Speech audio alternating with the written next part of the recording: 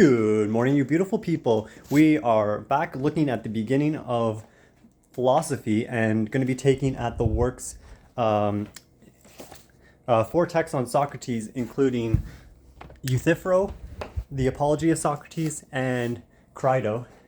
Crito? Crito, and Aristophanes' The Clouds. So this is going to be the week. All four texts. Friday is going to be off just because Solomon's off school that day, and we're going to be going up the mountain again, going skiing. So that'll be fun. Of course, it's big news today. Stock market is down quite a bit with Trump's tariffs coming into play on Canada and Mexico and everywhere else. So anyways, exciting times. So I'm going to read the introduction, and then we're going to jump right into Euthyphro. I think this is the big point here. So the difference between Socrates and what's going on in the rest of Athenian society is that Athenian society is very much around piety towards the gods, upholding this traditional structure around this reverence towards the gods, and basically upholding these social norms. And here comes along Socrates, and instead of choosing piety as his main ethical source of values, he chooses reason above all else. And when he starts applying this to everyday situations, and including questioning what is piety in the first text, Euthyphro is all about questioning what piety is and what its role should be in society. Socrates uses that as a way to show people that it just doesn't really make sense in a lot of ways, and it can't even really be defined very clearly. So we'll see that in the introduction and in the text itself, and then Socrates. So Socrates famously didn't actually write anything himself. These are all reconstructions from Plato himself. So some of these Socratic texts are imaginations of what Plato might, or what Socrates might have said, like in the Republic, where Socrates is used as the main character, but he is just really a character that Plato uses so that he doesn't get charged with the same crimes that Socrates ends up getting convicted of. But some of the apology of Socrates is Plato's best recollection of the events that took place and of Socrates, what Socrates have said in the trial. That seems to be a more historically accurate depiction of who Socrates was and what he was saying.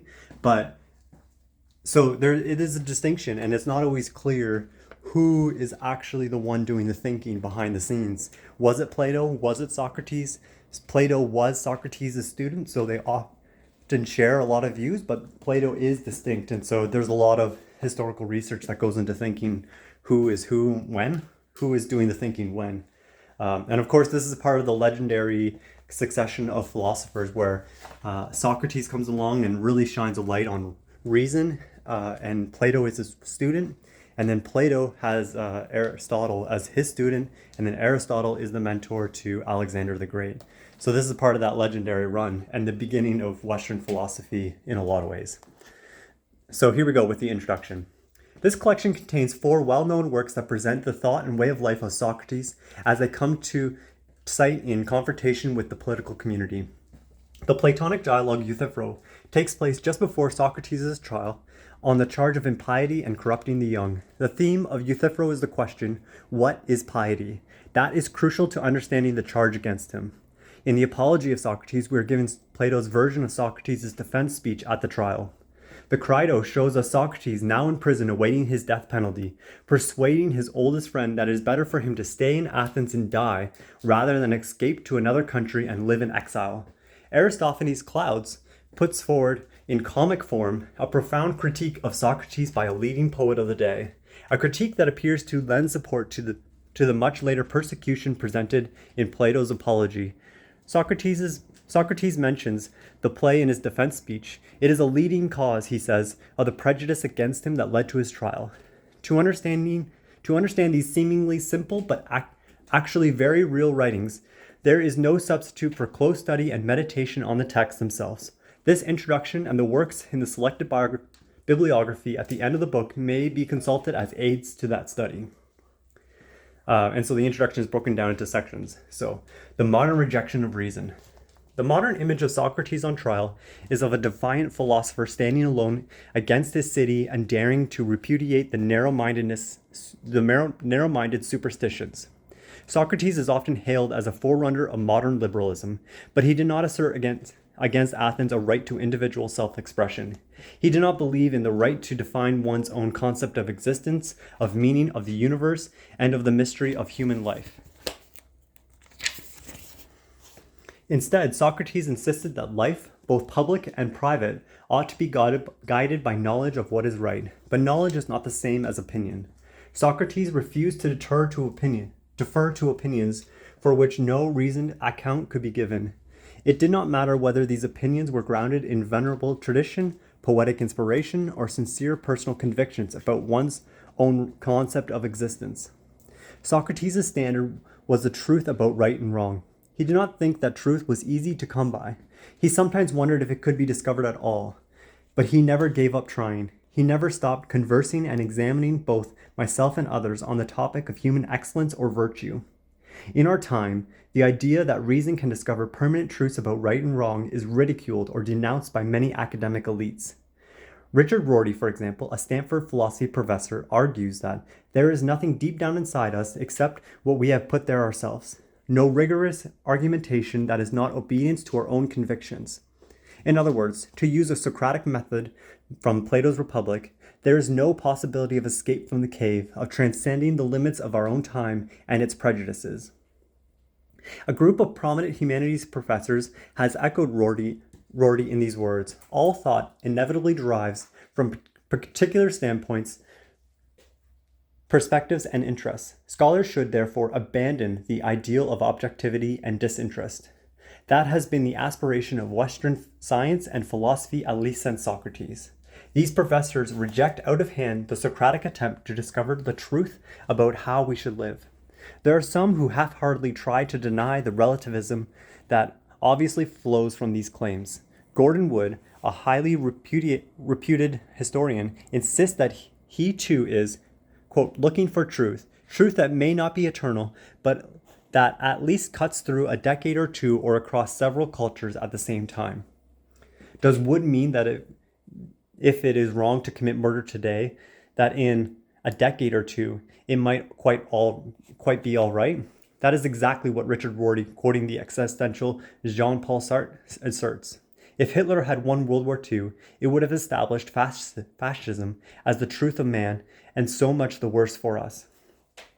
One might wonder why any of this matters. Perhaps it is all empty academic talk, and life would go on fine with or without it. Unfortunately, what people believe sooner or later affects how they act. If people become convinced by these relativistic doctrines, they will eventually realize that nothing but blind habit holds them back from indulgence in the most predatory passions. We already see such passions celebrated in rap music and the nastier varieties of rock.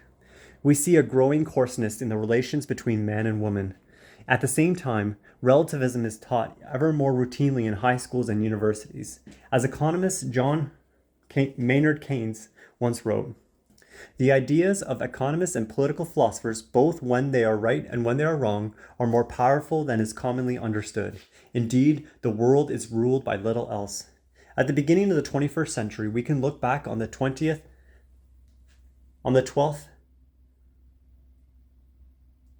as the time of great achievement and invention, but also a time of tremendous brutality and moral disarray. The most murderous tyrannies of the world thrived in Hitler's Germany, in Stalin's Soviet Union, and in Mao's China. The men who ruled these three empires all rejected the idea of permanent moral truth. Stalin and Mao, because they embraced Marx's historical dialect. Hitler because he turned to the triumph of the will over reason. These tyrannies are gone for now, but the abandonment of reason that helped to bring them about is now everywhere. I would say that Trump is also in the same vein as Hitler in the sense that he is pursuing will over reason. There is an ominous tribalism growing throughout the Western world. There are dark... Sorry, that was a comment from me, not the author, about the connection to Trump. There is an ominous tribalism growing throughout the Western world. There are dark hints from people of one ethnic group or another that race is all that matters, not our common humanity or citizenship. Principles like all men are created equal, once regarded as self-evident to every rational person who understands what is meant to be human, are now dismissed as the quaint ideology of 18th century America. The Socratic alternative. So the next section. In light of the obvious danger spawned by the modern rejection of reason, it is worth re-examining the case for reason. Socrates was the first in a long Western tradition of philosophic rationalists. He looked to reason as a guide to life. He relentlessly refused to accept answers untested in conversation and debate. In the Apology, Socrates tells us that when he examined the opinions of the Athenians, he discovered that they did not know what they presumed to know. He pointed out their errors, and they were annoyed. To his fellow citizens, he seemed to be questioning the authority of the city's gods and its laws. He was, of course. But Socrates also appeared to be unable to provide the Athenians with a satisfactory alternative account of the end of human life. He insisted that he was ignorant as they in regard to the greatest things. But undercutting the laws and the tradition, he seemed to be justifying the self-indulgent pursuit of pleasure.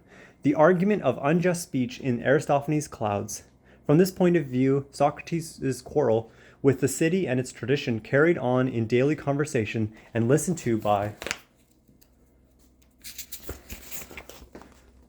many impressionable young men, was bound to appear irresponsible. This difficulty, presented in comic form in the Clouds, is a leading part of Aristophanes' case against Socrates. But the Socrates of Plato's dialogues does not oppose Athens without offering a substitute for its defective opinions and institutions. Knowledge of ignorance is not ignorance. Socrates knows that he does not know. And, we may add, he knows what he does not know, namely, the greatest things, which is a direct reference to the Oracle of Delphi, who says that Socrates is wisest, and he comes back to say that he's only wisest because he knows that he does not know. Therefore, he knows enough to establish himself a way of life devoted to asking and thinking about the most important matters. He calls that way of life philosophy. Tentatively, but for practical purposes, finally, virtue is defined as the philosophic life. The conditions for that life included qualities of the soul and political institutions conducive to supporting the philosophic life. This is the Socratic answer. Thus, Socrates' thought is characterized by an uncompromising dedication to knowledge, but also by moderation that stems from his awareness of his own ignorance. Socrates' achievement, which deserves our careful consideration, was to combine rigor with skepticism without giving in to the temptation of absolutionism on the one extreme or relativism on the other. This Socratic insight, applied to our own time, may offer a basis for defending a healthy constitutionalism, one that secures political liberty on the basis of consent of the governed, without hesitating to check the licentious conduct that would destroy freedom as well as the philosophic way of life. Freedom secures the philosopher's ability to inquire. Democracy and limited government are a reasonable response to the boastfulness of those who claim on the basis of expertise that they alone should rule. The same boastfulness exposed by Socrates when he examined the intellectuals and politicians of his day. And finally, morality secures the conditions of freedom by teaching citizens to stand up against those who would oppress them, to restrain their destructive passions, and to respect each other's rights.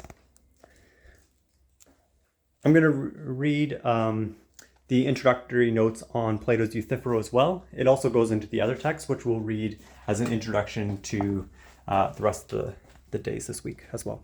Plato's Euthyphro. This dialogue, like the Crito, portrays a private conversation between Socrates and an acquaintance, in this case Euthyphro. They meet in the marketplace at a government building where each has court business. Each tells the other about his case. Socrates is being prosecuted for impiety, while Euthyphro is prosecuting his own father for an alleged murder that allegedly involves impiety. Then Socrates asks the self-confident Euthyphro to teach him what the pious is. Euthyphro's several attempts to do so are thwarted by Socrates' refutations. And Euthyphro finally puts an end to this discussion by claiming business elsewhere. At the beginning of the dialogue, Euthyphro looks upon Socrates as a kindred spirit. Both men make unusual claims to close association with the divine. Socrates, because of the daemonic voice which comes to him on occasion. Euthyphro, because of his claim to possess intimate knowledge of divine things, including prophetic knowledge of the future. Both men are at odds with the Athenian multitude, although with this difference. Euthyphro's pretensions arouse laughter, while Socrates' teaching arouses anger, so much so that Miletus, in all seriousness, is prosecuting him for impiety. But it quickly becomes clear that Socrates and Euthyphro are not very similar at all. Euthyphro takes his bearings from the stories told by poets and others about Zeus and the gods, while Socrates does not accept the truth of these stories. So when Euthyphro is asked what the pious is, his first answer is prosecuting wrongdoers, and his proof of the story of Zeus bound his father Cronos. Just as Zeus attacked Cronos, so Euthyphro is prosecuting his own father for murder. In other words, we may infer, piety, as Euthyphro understands, is the imitation of the gods. Euthyphro is perhaps not quite aware of this implication, for when Socrates presses him for a more formal definition of the pious, he responds that it is what is dear to the gods. Socrates first points out that if traditional stories are true, and the gods quarrel about justice among themselves, then what some gods love, others must hate. Euthyphro then amends his definition, saying that the pious is what all gods love. Socrates gets Euthyphro to agree that a loved thing is loved because something loves it. Therefore, not because the thing loved is something loved, it is loved by those whom it is loved. But because it is loved, it is something loved. A very confusing sentence, but nevertheless. So the fact that the gods love something does not define it as pious, but only as loved. The abstruse argument evidently confuses Euthyphro, as it also confuses readers of the Euthyphro. The validity of Socrates' refutation has been successfully challenged on logical grounds, but the substantial point behind Socrates' dry, logic-chopping seems to be that the gods' love, or will, must be directed by that which really is good, noble, and just, or else the meaning of human life must be dependent on the arbitrary will of mysterious beings who may not even be friendly to men, and given the multitude of willful authorities, the many gods, the life of man and gods alike must tell of ignorant armies clashing by night on the darkling plain. Further, if the gods are guided by knowledge and do not give merely willful commandments, the guidance provided to men by divine law must be superfluous for one who is wise enough to discover for himself the truth of the good, noble, and just. The wise man has no need of the gods. The question of whether God is to be understood primarily as willful or responsible, the question of whether God is to be understood primarily as willful or reasonable became a central concern of the later Western theological tradition.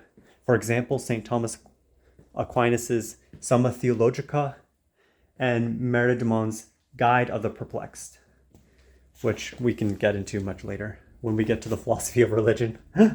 Finally, in response to a suggestion of Socrates, Euthyphro proposes that the pious is the tendance of the gods, which he explains as skillful service to the gods. In return for prayer and sacrifice, he says, the gods preserve families and cities. Socrates interprets this piety as a certain art of commerce, which knows how to acquire things from the gods by knowing what to give them. However, Euthyphro denies that the gods have any need for the gifts that men provide. Although they do love the honors that men pay them, Socrates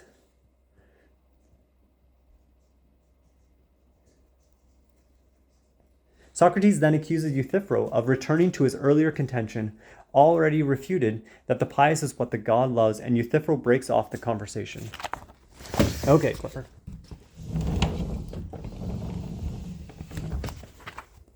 At the beginning of the dialogue, Euthyphro came to cite as a likeness of Socrates. His single-minded pursuit of piety at the expense of his own father is an extravagant, and his extravagant claim to know more than all other men reminded one of some of Socrates' claims in the Apology of Socrates. Both men claim to transcend common opinion, but by the end we see that Euthyphro has more in common with the traditional piety of Socrates' accuser, Meletus, than with Socrates himself. Euthyphro may be viewed as a buffalo exaggeration, with a bit of the fanatic in him, of the law-abiding, pious citizen. Why, we may wonder, did Plato choose such a fool as Euthyphro for Socrates' interlocutor in the Dialogue on Piety? Perhaps Euthyphro type embodies more clearly than the decent citizen an extreme tendency of civic piety, a tendency which is blunted or concealed in most men by a deference to other generally accepted opinions and practices. Like the good citizen, Euthyphro accepts the authority and stories told by the poets and depicted by the painters in the temples, but unlike most people, he abstracts his piety from the proper objects of its care. Although Euthyphro himself is somehow aware, when prodded by Socrates, that the purpose of piety is to preserve private families as well as the communities of the cities, he forgets that end in his straight-minded concern for the pious. He is attacking his own father. Understandably, Euthyphro's family is entirely opposed to this prosecution. They believe it to be impious. In the person of Euthyphro, we see the foolishness and danger of simple piety, which, forgetting its roots in the traditions handed down by family and city, assumes a position of imperious independence from which it presumes to contend against the family. It should be noted that one part of the action of the dialogue consists of Socrates' attempt to tame Euthyphro. He moves Euthyphro from the outlandish and arrogant view that piety is imitation of the god, to the safely conventional view that piety is praying and sacrificing for the sake of preserving one's family and city. Socrates perhaps also curbs Euthyphro's ardent wish to prosecute his father in a very dubious case by making Euthyphro see how difficult it would be for him to convince a jury of his father's guilt. One might argue that Socrates displays his own piety by leading back to the fold a lost sheep who strayed because he too zealously followed Zeus or the publicly declared principle of the herd. Yet the principle by which Socrates' piety, if that is what it is governed is not Zeus or traditional customs, but reason. Socrates' view of piety, in its external manifestation, more conservative, but in its internal thought, more radical than is Euthyphro's convention-based extremism. The Euthyphro appears to end without any clarity about the pious, yet the dialogue allows us glimpses of Socrates' own view. Above all, Socrates affirms the primacy of reasonable judgment of what is right against any merely willful or arbitrary authority. This means that Socrates implicitly agrees with Euthyphro's denial of the most ordinary meaning of piety, deference to one's father, or, more generally stated, to the ancestral. Socrates denigrates the wisdom of his own ancestor Daedalus. Yet, although he doubts the traditional stories, Socrates asserts that all good things come from the gods. Furthermore, he argues that the pious is part of the just. He may mean that the terms of man's obligations to gods flow from a consideration of the altogether human virtue of justice, which, according to Socrates in the Republic, is concerned with the right order of the political community and of the human soul. The example of Euthyphro himself shows why political or philosophic control of religious enthusiasm is necessary. Ungoverned piety may easily turn into pious cruelty. To use a Machiavellian expression, the piety of the citizen is doubtless politically preferable to Euthyphro's. The piety of the citizen is doubtless politically preferable to Euthyphro's holy passion, even if such civic piety is indistinguishable from a calculating commercial transaction between men and gods. Different from both is the service to the god, of which Socrates speaks in the Apology of Socrates, the philosophic way of life. And that's the end of the introduction. So I'm just going to move forward now to the actual text. So the text isn't actually that long at all, so I'm going to read it in its entirety. And on each line, it does say who's speaking, Euthyphro, Socrates, and it really just bounces back and forth between the two of them the whole time. So it starts on page 41. And so so that's just going to have to be presumed. I'll make clarifications when necessary, but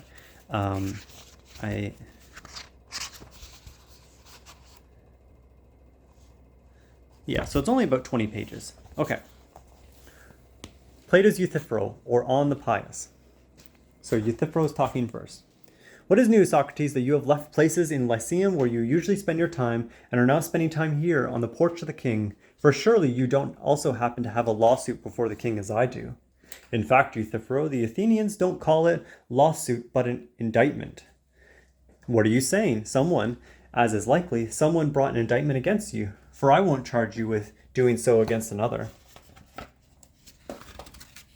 I would also note that there's a ton of footnotes, which I'm not going to read unless necessary, unless there's a translation thing that needs to be read. Socrates. Certainly not, Euthyphro, but someone else against you? Quite so. Who is he? I myself don't recognize the man at all, Euthyphro, but he is apparently someone young and unknown. But they say his name is Miletus, as I suppose. He is from the deme Pythias. If you can think of some Pythian Miletus with long straight hair, not quite full bearded, but somewhat hook-nosed. I can't think of him, Socrates, but what indictment has he brought against you? What indictment? What an ignoble one, it seems to me at least, for it is no paltry thing for one who is so young to have become cognizant of so great a matter. For he asserts he knows in what way the young are corrupted and who their corruptors are. And he is probably someone wise, and having discerned my ignorance, he is going before the city, as if before his mother, to accuse me of corrupting those of his own age. And he alone of the politicians appears to me to begin correctly, for it is correct to take care of the young first, so that they will be the best possible, just as a good farmer properly takes care of the young plants first, and after this of all the others as well. And so Miletus is perhaps first cleaning us out, the corrupters of the young sprouts, as he asserts. Then, after this, it is clear that when he has taken care of the older ones, he will become the cause of the most and the greatest good things for the city. At least that is the likely outcome for someone beginning from such a beginning. Euthyphro. So I would wish, Socrates, but I am afraid that the opposite will happen, for he seems to me simply to be doing evil in the city, beginning from the hearth by attempting to do injustice to you. Tell me, what does he assert that you do to corrupt the young? Socrates. Strange things, you wondrous man, at least on first hearing. For he asserts that I am a maker of gods, and on this account, that I make novel gods and don't believe in the ancient ones, he has indicted me, as he asserts. Euthyphro. I understand, Socrates. It's because you assert that the daemonion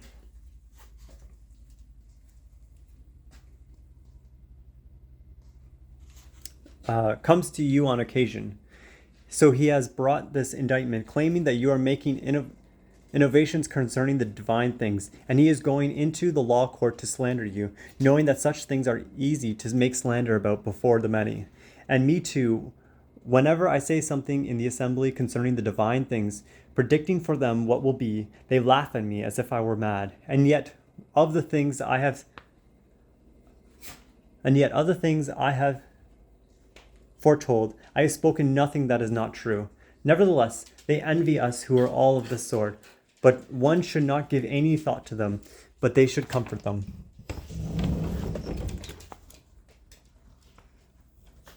Okay, go Clifford. Socrates, my dear Euthyphro, being laughed at is perhaps no matter, for In fact, the Athenians, it seems to me, do not much care about someone whom they suppose to be clever, unless he is a skillful teacher of his own wisdom, but their spiritedness is aroused against anyone who they suppose makes others like himself, either from envy, as you say, or because of something else. Euthyphro, that's why I do not at all desire to try out how they are disposed towards me in this regard. Socrates, perhaps you seem to make yourself available only infrequently, and not to be willing to teach your own wisdom, but I fear that I, because of my philanthropy, seem to them to save profusely whatever I possess to every man, not only without pay, but even paying with pleasure if anyone is willing to listen to me. So if, as if I was saying just now, they were going to laugh at me, as you say they will do at you, it would not be unpleasant to pass the time in the law court joking and laughing. But if they are going to be serious, then how will this turn out is unclear except to you diviners. Euthyphro, perhaps it will be no matter, Socrates, and your contesting of the lawsuit will proceed as if you have a mind for it to do, as I suppose mine will too. Socrates, and your lawsuit, Euthyphro, what is it? Are you defending or prosecuting? Prosecuting. Whom? Someone whom I prosecuting, and someone whom in prosecuting, I again seem mad.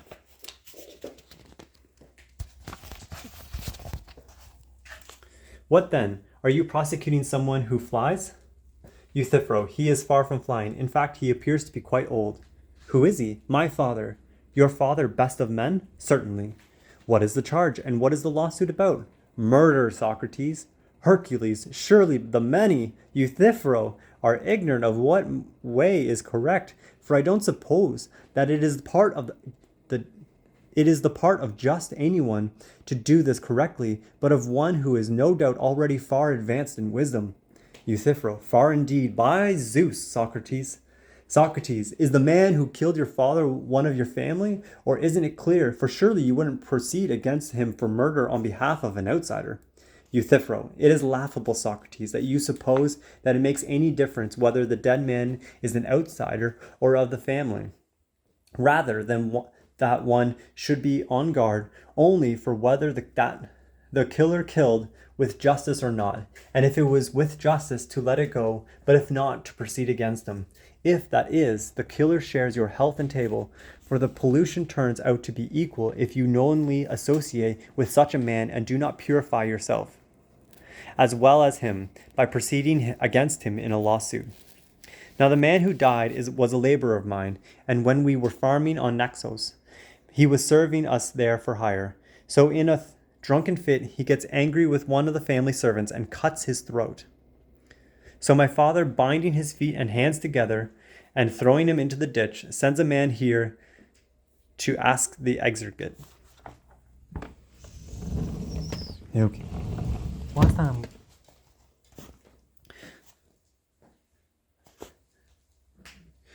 Sends a man here to ask the executor what he should do. During this time, he paid little attention to the man he had bound and was careless of him, on the ground that he was a murderer and it was no matter even if he should die, which is just what happened to him.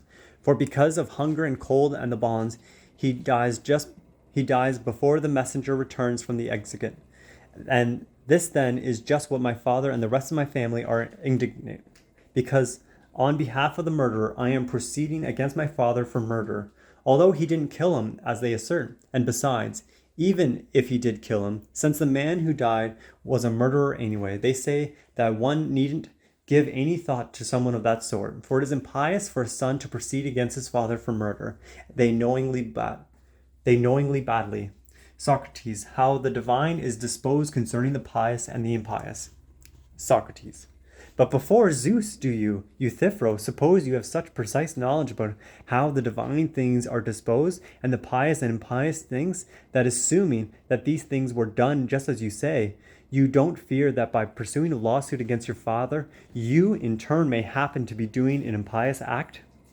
Euthyphro, no, there would be no benefit for me, Socrates, nor would Euthyphro be any different from any other human beings if I didn't know all such things precisely. Socrates.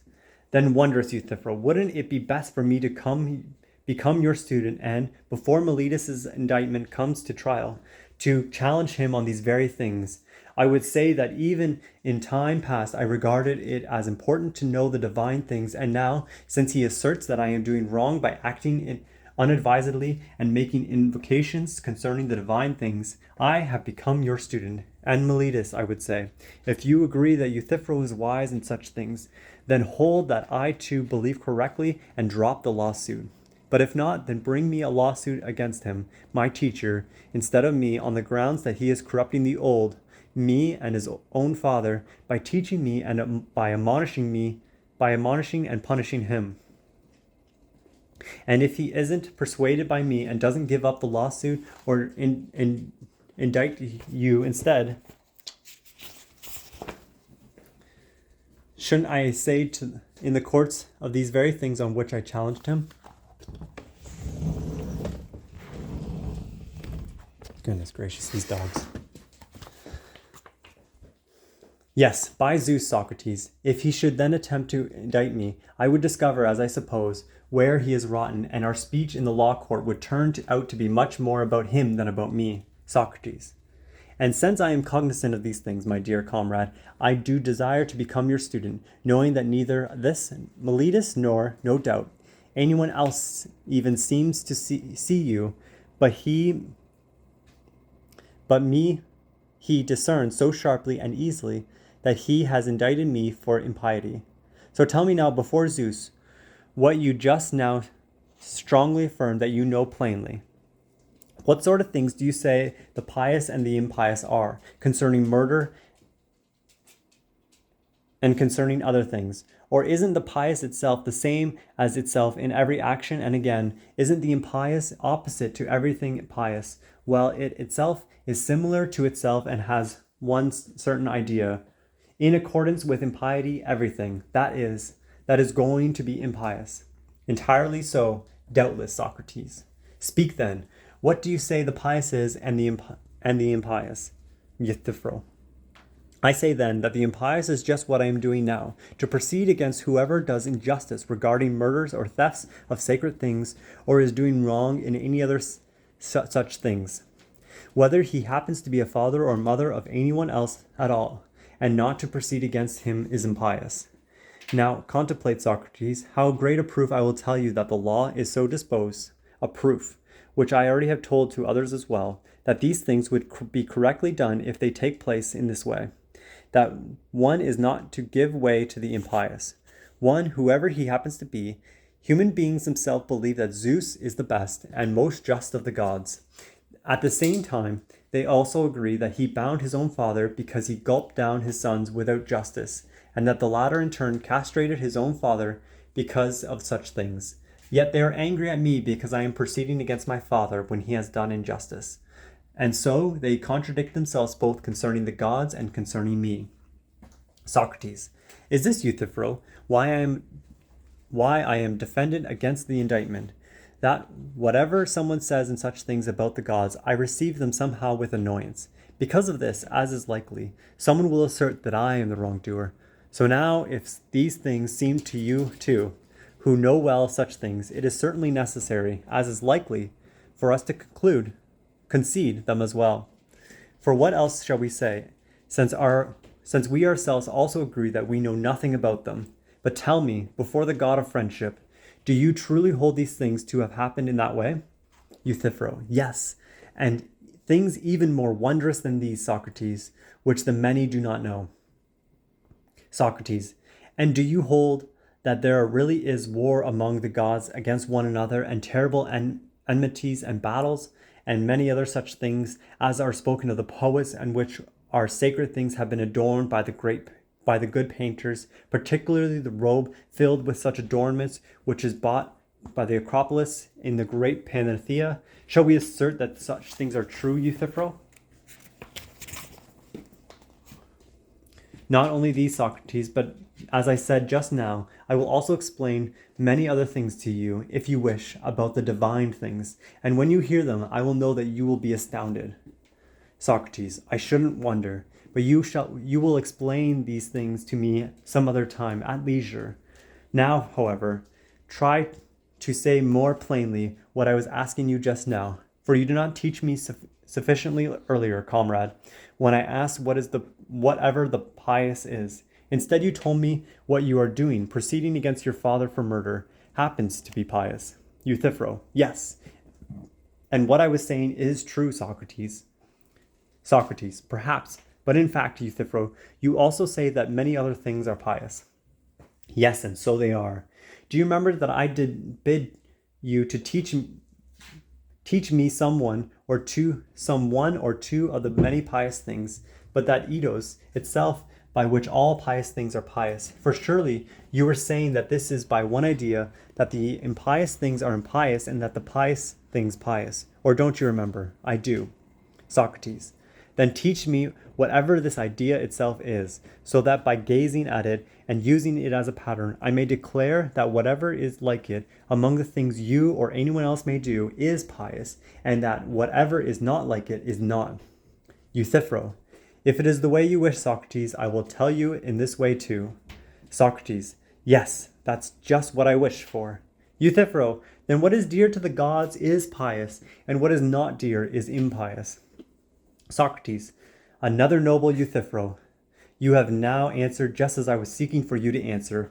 Whether it is true, however, I don't yet know, but clearly you will go on to teach me that which you say is true. Certainly. Come then, let us consider what you are saying. The things dear to gods and human being dear to the gods are pious, while the things hated to the gods and he who is hateful to the gods are impious.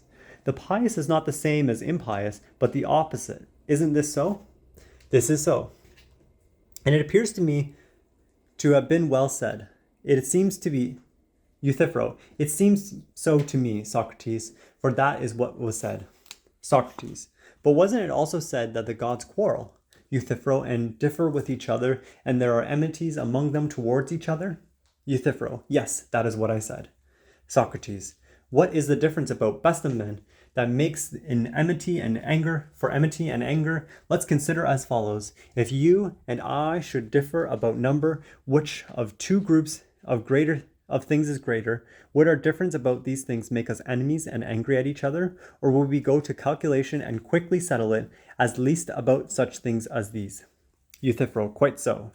Socrates: and if we should differ about the greater and less, shouldn't we also go to measuring and quickly put to a stop our difference?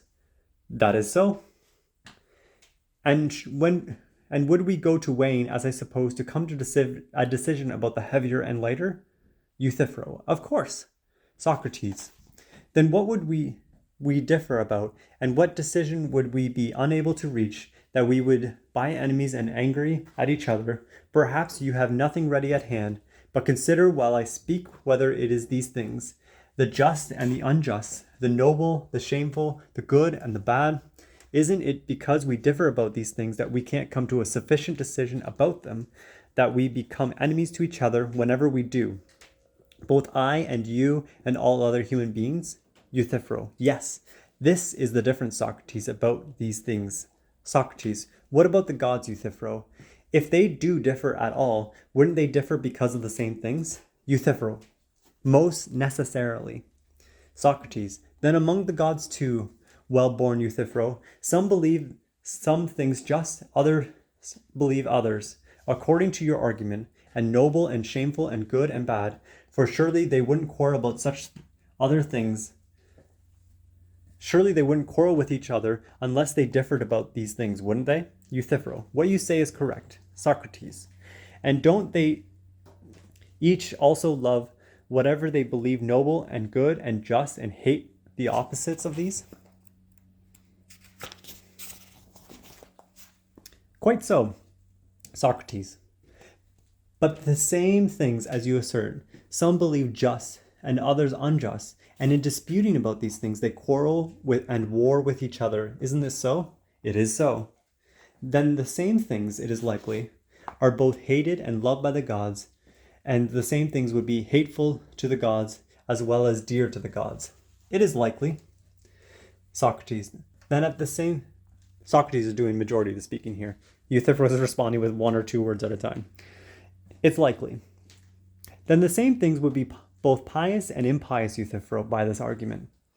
Probably.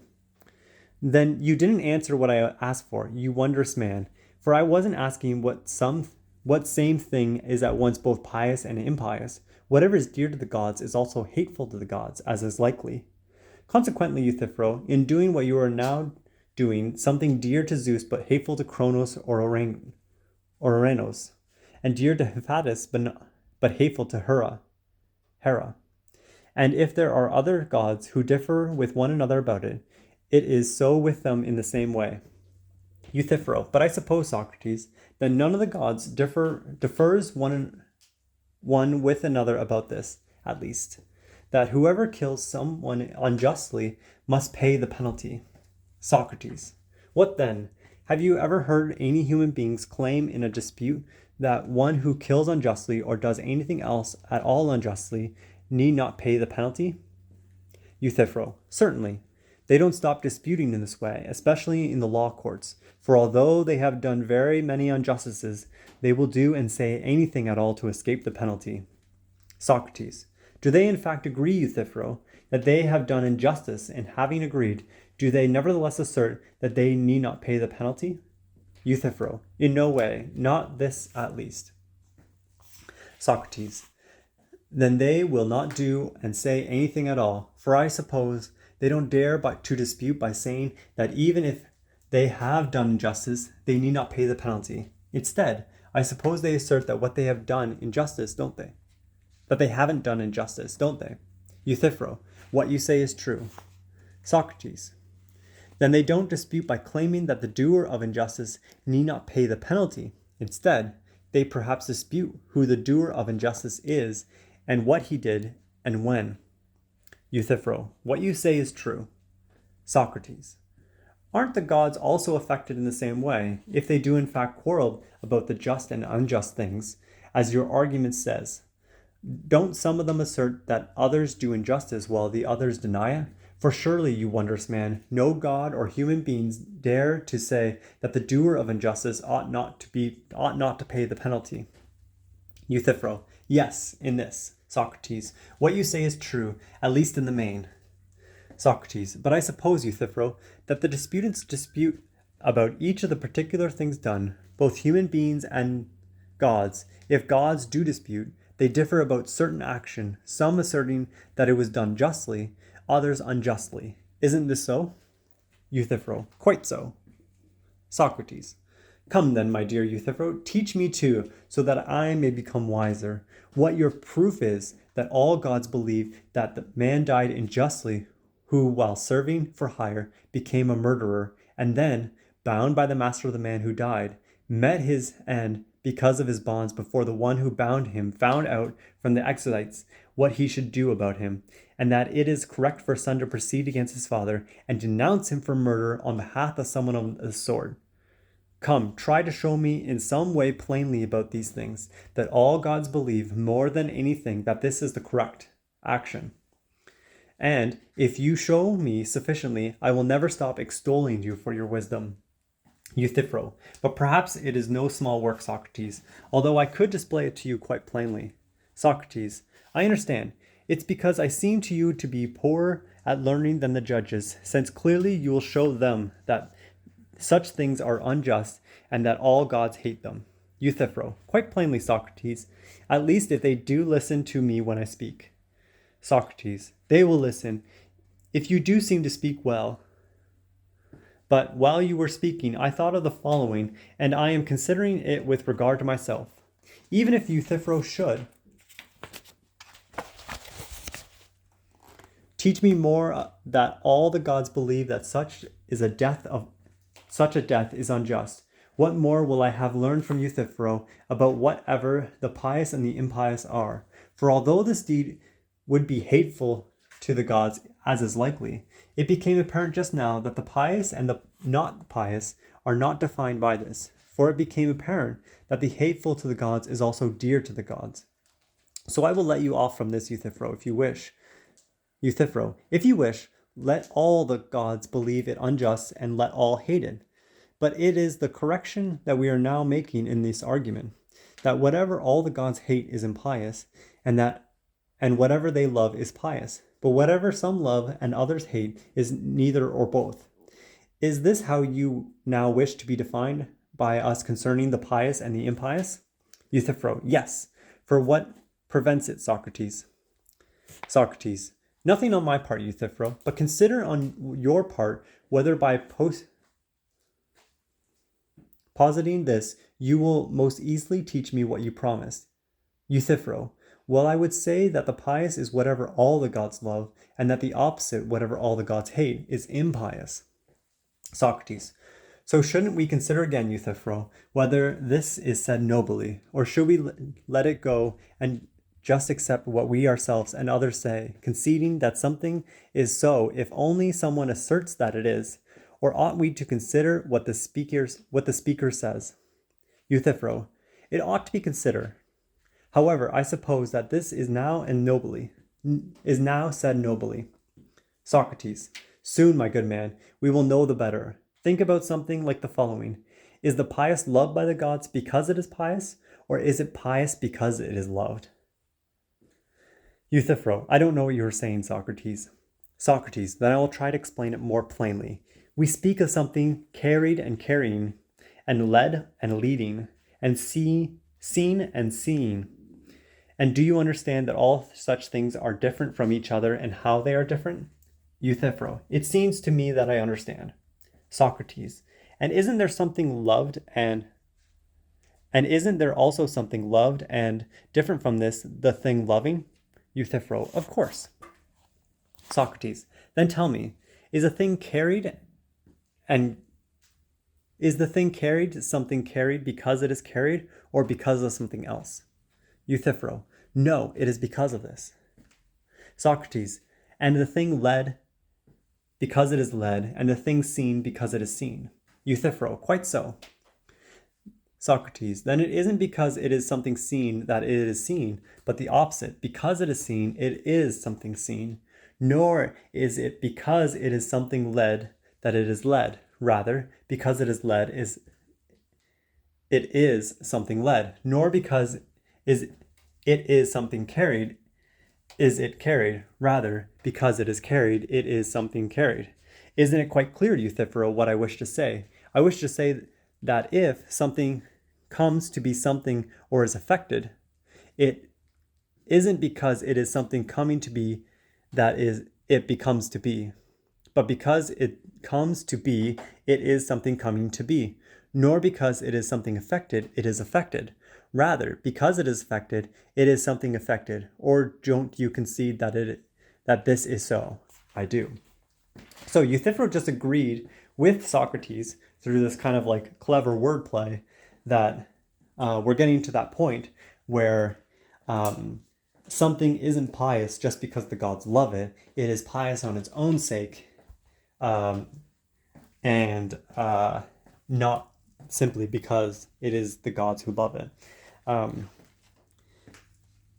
And this kind of like wordplay shows up in later medieval philosophy that just isn't really a strong way to do argumentation, but it does make the point here quite clearly that Euthyphro is going down a dead end, that the things that are pious, that we can hold in our minds and that we clearly can use our own intellect to understand, doesn't necessarily lend it to this type of rationale and ways of thinking about what is pious. Like, it has to be something separate and distinct from the gods themselves. Most certainly, it becomes really plain here because this is a pluralistic deity community where there are many gods and they all have disagreements with one another. And so the way that they describe their religious piety has to be very nuanced in their understanding. Whereas when you get to monotheistic religions where there's only one God, like in Christianity, it's much easier to take on Euthyphro's definitions because it's when there's only one God, they don't quarrel with each other. And so you have to do extra steps in order to try to separate, or if you can even try to separate what piety is from the actual God itself and how that interplay works. This is the difference between a monotheistic and a pluralistic religion can really be broken down here. Okay. Socrates. And isn't the thing loved either something coming to be or something affected by something? Euthyphro. Quite so. Socrates.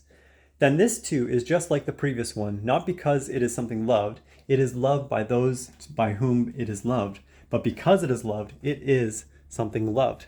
Euthyphro. Necessarily. Socrates. Now what are we saying about the pious, Euthyphro? Isn't it loved by all gods, as your argument said? Yes. Because it is pious or because of something else? No, because of this. Socrates. Then it is loved because it is pious, rather than the pious because it is loved. It's likely. Socrates. But in fact, just because it is loved by by gods, it is something loved and dear to the gods. Euthyphro. Of course. Socrates. Then the dear to the gods is not pious, Euthyphro, nor is the pious dear to the gods, as you say, but the one is different from the other.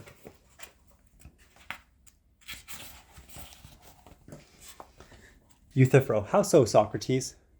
Because we agree that the pious is loved because it is pious, not that it is pious because it is loved, don't we? Yes. And further, that the dear to the gods, because it is loved by the gods, is dear to the gods by the very fact of being loved, and not that it is loved because it is dear to the gods. Euthyphro. What you say is true. Socrates. But if the dear to the gods and the pious were the same, my dear Euthyphro, then on the one hand, if the pious were loved because of being pious, the dear to the gods would also be loved because of being dear to the gods.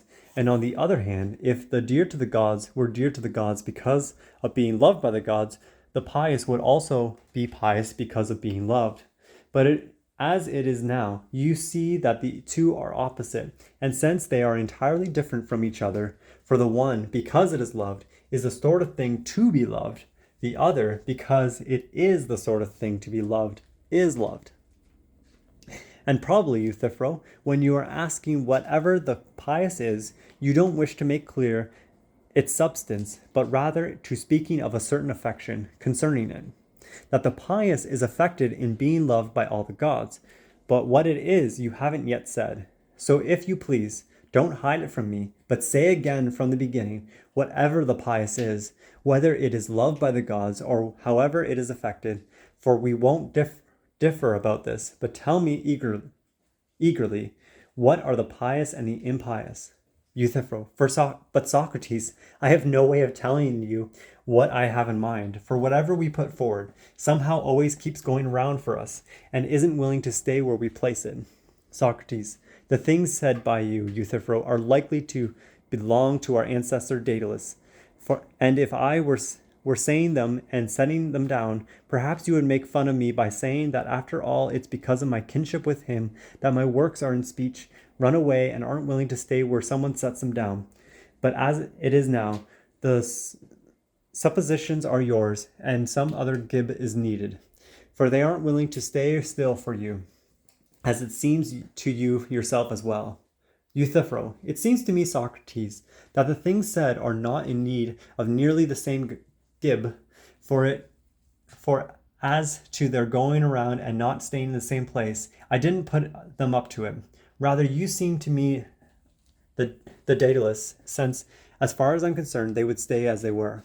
Socrates. Then probably, comrade, I have become more clever at the art than that man, insofar as he made his own things not stay still, while I, beside my own things, also do this to those of others, as is likely.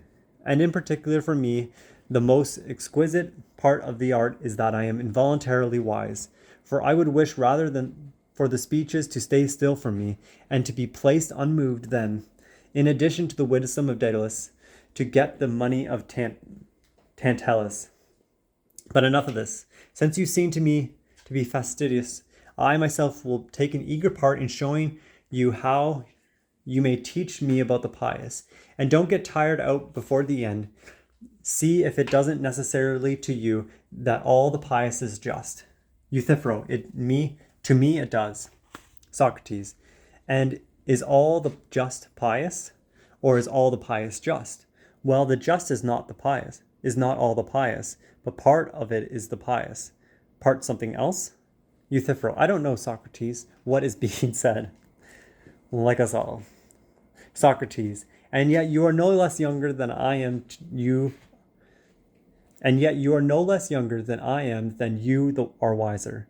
But as I say, you are becoming fastidious because of your wealth of wisdom. Come, you blessed man, exert yourself, for it isn't even hard to understand what I am saying. I am saying the opposite of what the poet composed who said, Zeus, the one who enclosed and planted all these things, you are not willing to speak of.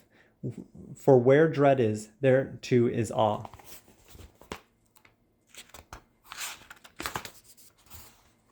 We're on page 56 of 61, I think. Now I differ with the poet in this. Shall I tell you how? Quite.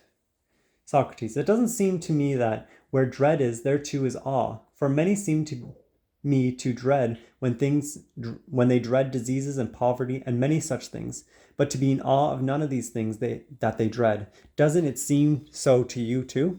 Euthyphro. Quite so. Socrates. But that where awe is, there too is dread. For doesn't anyone who feels awe and shame in some matter also fear and dread a reputation for villainy? Euthyphro. Of course he dreads it. Socrates. Then it is not correct to say where dread is, there too is awe, but rather where awe is, there too is dread. Not, however, where dread is, everywhere is awe. For I suppose that dread extends further than awe. For awe is part of dread, just as odd is part of number. Hence not, wherever number is, there too is odd, but where odd is, there too is number. Surely you follow me now. Quite so. Socrates.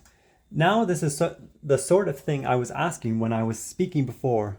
Is it where just is, there too is pious, or where pious is, there too is just? But where just is, everywhere is not pious. Is the pious part of the just? Shall we say so? Or does it seem the otherwise to you? Euthyphro. No, but this is so. You appear to me to speak correctly.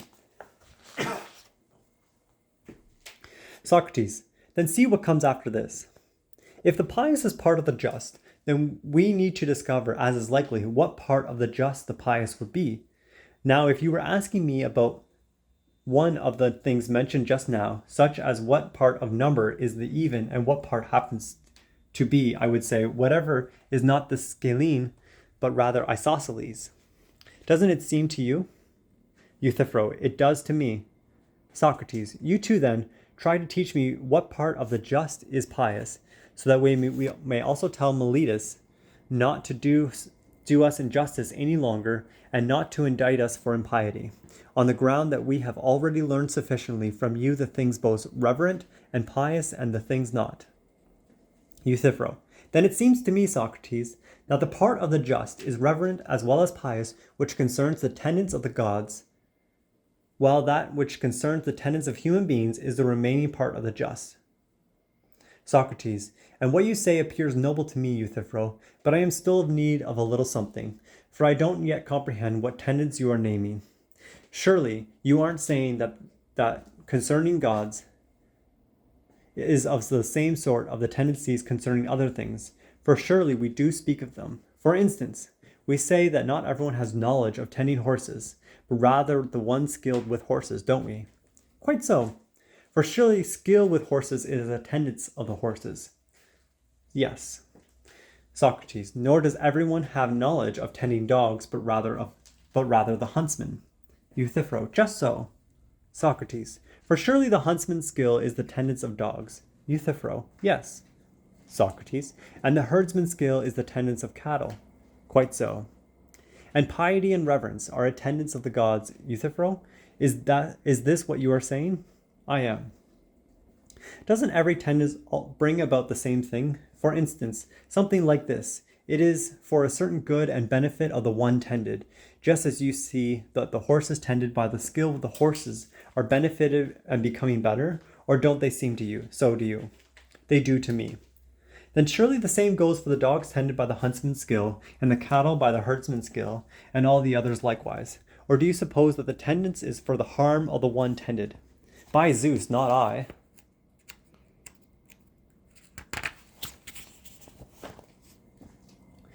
But for his benefit. Of course, Socrates. So piety too, being attendants of gods, a benefit to the gods, and does it make the gods better? And would you concede that whatever you do, whenever you do something pious, you make one of the gods better by your work? Euthyphro. By Zeus, not I.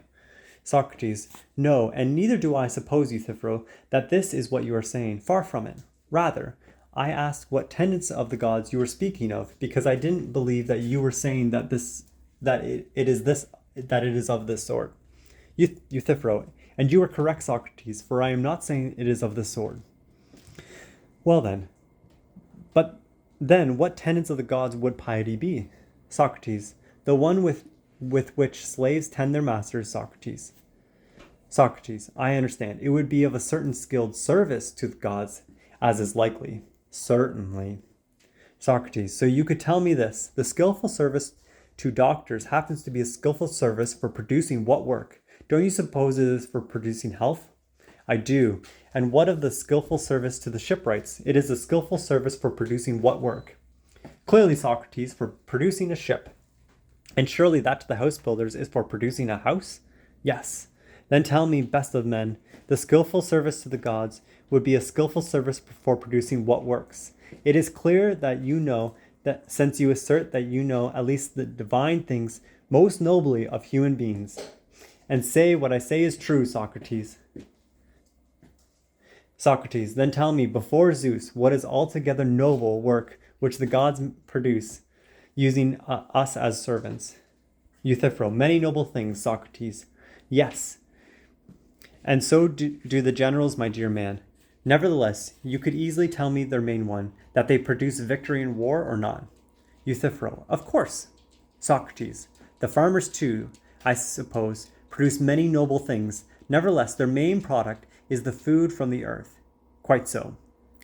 What about the many noble things that the gods produce? What is their main product? I also told you a little while ago, Socrates, that it is to learn precisely how all the things are is a rather lengthy work. However, I will tell you simply that if someone has knowledge of how to say and to do things gratifying to the gods by praying and sacrificing, these are the pious things, and such things preserve private families as well as communities of cities. The opposite of the things gratifying are impious, and they overturn and destroy everything. Socrates, you could have told me much more briefly, Euthyphro, if you wished, the main point of what I was asking, but you are not eager to teach me, that is clear. For you turned away just now when you were at the very point at which, if you had answer, I would have already learned piety sufficiently from you. But as it is, for it is necessary that the lover follow the beloved wherever he leads again, what do you say the pious and piety are? It is certainly a certain kind of knowledge of sacrificing and praying? Euthyphro, yes, I say so. Socrates, isn't sacrificing giving gifts to the gods while praying is making requests of the gods? Very much so, Socrates. Then piety would be a knowledge of requesting from and giving to gods from this argument. You have comprehended what I said, Socrates, quite nobly. Yes, for I am desirous, my dear man, of your wisdom, and am applying my mind to it, so that whatever you say won't fall to the ground in vain. But tell me, what is the service to the gods? Do you say that it requests from and gives to them? I do.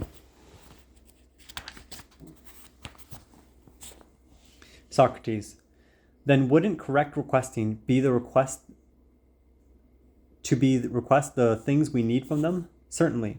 And again, is correct giving to give them as gifts in return the things they happen to need from us? For surely it wouldn't be artful for a giver to bring someone gifts of which he has no need. What you say is true, Socrates. Then piety, Euthyphro, would be a certain art of commerce for gods and human beings with each other. Yes, commerce. If it's more pleasing to you to give it this name. Socrates, but it's not at all more pleasing to me unless it happens to be true. Tell me, what benefit for the gods does there happen to be from the gifts that they get from us, as to what they As to what they give, it is clear to everyone, for there is no good for us that they do not give. But as to what they get from us, how are they benefited? Or do we have so much of an advantage over them in our commerce that we get all the good things from them while they get nothing from us? Euthyphro, do you suppose, Socrates, that the gods are benefited from the things that they get from us? Socrates, well, Euthyphro, whatever would these gifts from us to the gods be? Euthyphro, what else do you suppose but honor and respect and, as I was just saying, gratitude? Socrates, is the pious then gratifying, Euthyphro, but not beneficial or dear to the gods? Euthyphro, I, for one, suppose it is of all things most dear. Socrates, then this again, as is likely, is the pious. What is dear to the gods? Euthyphro, very much so. Socrates, so in saying this, will you wonder if it is apparent that your arguments don't stay still but walk about? And will you accuse me of being the Daedalus who is responsible for making them walk around, when you yourself, being much more artful than Daedalus, even make them go around in a circle? Or don't you perceive that our argument has gone around and come back to the same place? For surely you remember that it has become apparent to us earlier that the pious and the dear to the gods are not the same but different from each other. Or don't you remember? I do. Socrates, so aren't you aware now that you are asserting that what is dear to the gods is pious? Does this turn out to be anything else but dear to the gods or not? Quite so. Therefore, either we weren't agreeing nobly before, or if we did agree nobly then, we aren't setting it down correctly now. It's likely. Socrates, then we must consider again from the beginning what the pious is, since I will not voluntarily give up out of cowardice until I learn it. Do not dishonor me, but apply your mind in every way as much as possible and tell me the truth now. For if in fact any human being knows, you do. And like Proteus, you must not be let go until you tell. For if you didn't know plainly the pious and the impious, there is no way that you would ever be able to, you would have ever attempted to prosecute an elderly man, your father, for murder on behalf of a hired man. Rather, as to the gods, you would have dreaded the risk that you would have not done it correctly. And as to human beings, you would have been ashamed. But as it is now, I know well that you suppose that you know plainly the pious and not the pious. So tell me, Euthyphro, best of men, don't hide what you hold it to be. Euthyphro, some other time then, Socrates, for now I am in a hurry to go somewhere, and it is time for me to go away. Socrates, such things you are doing, comrade. By leaving, you are throwing me down from a great hope I had, that by learning from you the things pious and the things not, I would be released from Meletus's indictment. For I hope to show him that I have now become wise in the divine things from Euthyphro, and that I am no longer acting unadvisedly because of ignorance or making invocations concerning them, and especially that I would live the better for the rest of my life. And that is the end of Euthyphro. So Euthyphro just runs away at the end from Socrates because he cannot give a clear definition of what the pious and impious is. What a interesting piece of text. So tomorrow is the Apology of Socrates. This is where Socrates is standing trial. So we'll again start with the introductory notes because I think it helps provide a framework for understanding the text. It's like reading the conclusion before you read the text, and it helps us be able to look out for the arguments. And that's kind of how I approach reading in the first place. When I'm looking to speed read, I mean, obviously you read the abstract first, if there is one, like in most academic writing. But then I often just read the introduction and conclusion, and if it is a useful paper, then work through the middle, obviously. But yeah, so anyways, we'll pick it up tomorrow with the Apology of Socrates, where he's giving a defense of his actions. Have a good day.